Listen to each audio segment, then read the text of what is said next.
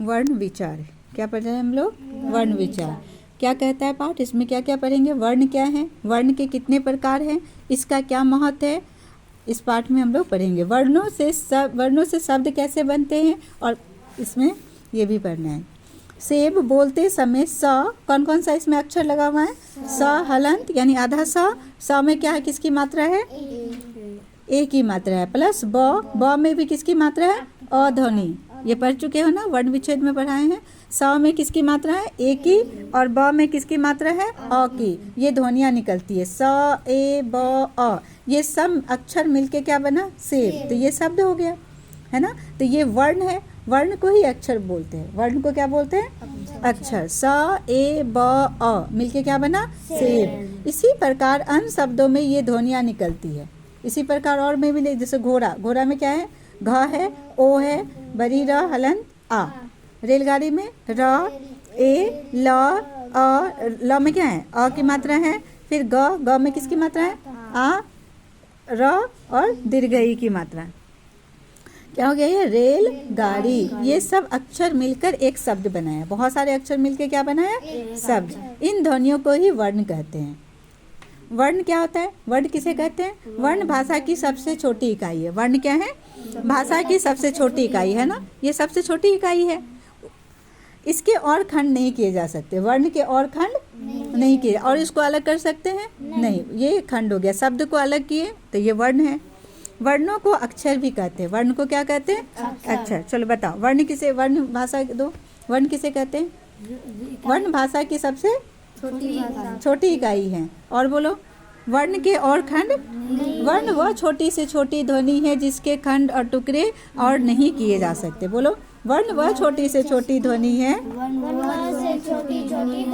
जिसके खंड और टुकड़े और नहीं किए जा सकते हैं। वर्ण को अक्षर भी कहा जाता है। अब वर्णमाला क्या है? जब सभी वर्ण एक निश्चित क्रम से लिखे जाते हैं तो उसे वर्णमाला कहते हैं, है ना। अल्फ़ाबेटिक ऑर्डर में, जैसे इंग्लिश में अल्फ़ाबेटिक ऑर्डर में क्या होगा? पहले ए होगा, ए बी सी डी ऐसे करके होगा। उसी तरह वर्णमाला क्या होते हैं? सभी वर्णों के समूह को वर्णमाला कहते हैं। वर्ण अलग, वर्णमाला क्या? वर्णों के समूह को क्या कहते हैं? वर्णमाला। जब सभी वर्ण एक निश्चित क्रम में लिखे जाते हैं तो उसे क्या कहते हैं? वर्णमाला। वर्णमाला में स्वर और व्यंजन दोनों सम्मिलित होते हैं। वर्णमाला में क्या होते हैं? स्वर और व्यंजन दोनों सम्मिलित होते हैं ना। हिंदी में वर्ण दो प्रकार के होते हैं। कितने प्रकार के वर्ण होते हैं? दो प्रकार के। कौन कौन सा वर्ण होते हैं? स्वर वर्ण और व्यंजन वर्ण। स्वर्ण वर्ण क्या है? ये स्वतंत्र ध्वनियाँ हैं। इनके उच्चारण में किसी अन्य वर्ण की सहायता नहीं लेनी पड़ती है। हिंदी में 11 स्वर्ण है जो इस पर। स्वर वर्ण किसे कहते हैं? वे वर्ण को बोलने में जो किसी भी वर्ण की सहायता नहीं लेनी पड़ती, वो स्वतंत्र ध्वनियाँ हैं। स्वर्ण वर्ण क्या होते हैं? स्वतंत्र ध्वनियाँ। ये और स्वर्ण वर्ण मात्रा होते हैं। स्वर्ण वर्ण क्या होते हैं? मात्रा होते हैं। टोटल स्वर्ण वर्ण कितने होते हैं? 11। हिंदी में कितने होते हैं? 11। कौन कौन सा? अ, दीर्घई, हर्षऊ, दुर्गऊ, री, ए, ऐ, ओ, औ। अंग और अ भी वर्ण में ही आते हैं, ठीक है, परंतु इनका स्थान स्वर के बाद और व्यंजन से पहले होता है ना। अ लिख दिए, उसके बाद तो अनुस्वार दिए। अ लिखे तब विसर्ग दिए।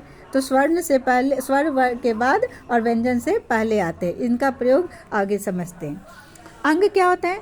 इसे अनुस्वार कहते हैं। अंग को क्या कहते हैं? अनुस्वार कहते हैं। इसका उच्चारण नाक से होता है ना। अंग, अंगूर बोलते हैं ना, अंगूर। इसका उच्चारण नाक से होता है। अंग का चिन्ह अनुस्वार होता है, अनुस्वार होता है ये। उदाहरण बोलो, अंग से शब्द बोलो। अंगूर, अंडा, डंडा, कंगन, बंदर, अंश, वंश, है ना। बहुत सारे चीज हो गए, बहुत होंगे। इसे विसर्ग कहते हैं। अह को क्या कहते हैं? विसर्ग। इसका प्रयोग व्यंजन के बाद किया जाता है। इसका प्रयोग किसके बाद किया जाता है? व्यंजन के बाद किया जाता है। इसका जैसे ह बोलते हैं ना, दुख, दुख में भी विसर्ग होता है। नमः, नमः, माँ के बाद भी विसर्ग है, नमः। इसका उच्चारण प्रायः ह की तरह होता है ना। अनुस्वार विसर्ग का उच्चारण कैसे बोलते हैं हम लोग? ह। क्या प्रोनाउंस करते हैं उसको? ह। अ का चिन्ह विसर्ग होता है। ये दो कॉलन ह। उदाहरण प्रातः, अंततः, अतः। और बोलो, फलता फलानी नहीं, नमः वक संगीतम संगीतम नहीं। विसर्ग का प्रयोग केवल तत्सम संस्कृत में आते हैं, तत्सम संस्कृत में आए हैं शब्दों में होता है। विसर्ग का प्रयोग किस में होता है? केवल तत्सम शब्दों में होता है। किस में होता है? तत्सम शब्द क्या होता है? जो संस्कृत के शब्द होते हैं उसमें विसर्ग का ज़्यादातर यूज होता है ना। ठीक है। तद्भव शब्द क्या होते हैं? जो संस्कृत के होते हैं और थोड़ा सा चेंज होकर उसको हिंदी में प्रयोग करते हैं, वो तद्भव शब्द हो गया। जैसे पंच, पंच से क्या हो गया? पाँच, तो वो तद्भव शब्द हो गया। अनुस्वार, इसे अनुनासिक कहते हैं। अनुस्वार को क्या कहते हैं? अचांद बिंदु, सॉरी, अचांद बिंदु को क्या कहते हैं? अनुनासिक कहते हैं। इसका उच्चारण नाक और गले दोनों से होता है। जैसे आँख, आँख, आँख, चांद, चंद्रमा। ठीक है। चांद बिंदु का चिन्ह होता है, जैसे चांद, पाँच, और बोलो आँख, कांटा, कांटा, नाक से भी बोलते हैं, गले से भी आवाज आती है। ओ आधा चांद, क्या होता है इसमें? आधा चांद। जैसे अंग्रेजी, अंग्रेजी के प्रभाव के कारण क्या बोलते हैं? ओ, अंग्रेजी के प्रभाव के कारण ओ की गिनती अब स्वर में की जाने लगी है ना। अंग्रेजी वर्ड में ज़्यादातर यूज करते हैं। यह आ और ओ के बीच की ध्वनि है। किसके बीच की ध्वनि है? आ और ओ के बीच की। औ का प्रयोग, औ का प्रयोग केवल अंग्रेजी से हिंदी में आए शब्दों में होते हैं। जैसे ऑफिस, डॉक्टर, कॉल, बॉल, होगा ना, समझ रहे हो? ओ ये आधा चांद बिंदु है। ऑफिस बोलो कौन कौन सा होगा? Office, call, doctor, ball. स्वर की मात्रा, स्वर जितने भी है क्या है? मात्रा है। जब स्वर व्यंजन के साथ जुड़ता है तो अपना रूप बदल लेता है। इसका बदला हुआ रूप ही मात्रा कहलाता है। मात्रा क्या होती है? जब स्वर व्यंजन के साथ जुड़ता है और अपना रूप बदल लेता है तो इसका बदला हुआ रूप क्या कहलाता है? मात्रा। सभी स्वर उनकी मात्राएं इस प्रकार है। अब देखो, अ की मात्रा नहीं होती है, ये आ की मात्रा, ई की मात्रा, दीर्घई की मात्रा, हर्षों की मात्रा, दुर्गों की मात्रा, री की मात्रा, ए की मात्रा, ऐ की मात्रा, ओ की मात्रा, औ की मात्रा। क में क्या लगा? अ, तो क्या बना? क से शब्द बन गया कल। क में क्या लगा? आ, क्या बना? का, काम। क में क्या लगा? ई, की, किला। क में क्या लगा? ई, की, कीमती। क में उ, कु, कुल। क में उ, कु, कूप। क में री, क्री, कृपा। क में ए, के, केला।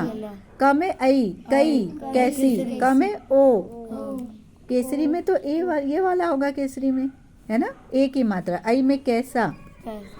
क में ओ, को, कोयल। क में औ, कौ, कौन।